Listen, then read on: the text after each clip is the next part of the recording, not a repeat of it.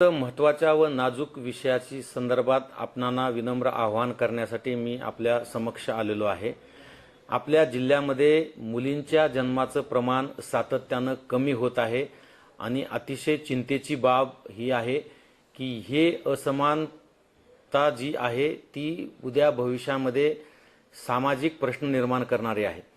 त्यामुळे गर्भलिंग तपासणी ही जी कायद्यान्वये बंदी घातलेली आहे PCPNDT कायद्याच्या अंतर्गत अशा पद्धतीनं गर्भलिंग तपासणी करणे हे कायद्यान्वये गुन्हा आहे आणि त्यामध्ये अशा प्रकारची तपासणी केल्याचं निदर्शनास आल्यास त्यांना कैदेची शिक्षा होऊ शकते।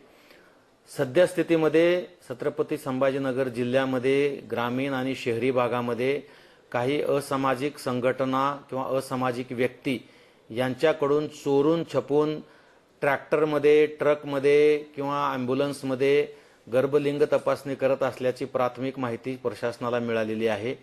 या व्हिडिओद्वारे मी समस्त नागरिकांना विनम्र आवाहन करतो की आपणाला जर अशा पद्धतीने कोणत्या ठिकाणी किंवा गोपनीय ठिकाणी अशा पद्धतीने गर्भलिंग तपासणी होत असल्याचं निदर्शनास आल्यास एक जबाबदार नागरिक म्हणून आपण टोल फ्री नंबरवर संपर्क साधावा किंवा जिल्ह्यातील प्रशासनातील कुठल्याही वरिष्ठ अधिकाऱ्यांना आपण याबद्दलची माहिती दिली तर आपलं नाव गोपनीय राखलं जाईल आणि त्या घटनेची सत्यता पडताळल्यानंतर आपल्याला रोख स्वरूपामध्ये इनाम सुद्धा पुरस्कार सुद्धा दिला जाईल आणि आपलं नाव गोपनीय सुद्धा ठेवलं जाईल याची खात्री आम्ही बाळगलेली आहे।